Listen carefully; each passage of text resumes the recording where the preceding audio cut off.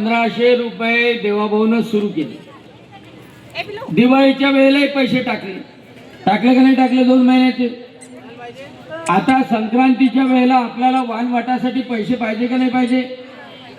देवाभाऊनं जाहीर केलं का 2 महिन्याचे पैसे आमच्या बहिणीला संक्रांतीच्या अगोदर द्यायचे। द्यायला पाहिजे का नाही द्यायला पाहिजे। द्यायला पाहिजे की नाही द्यायला पाहिजे।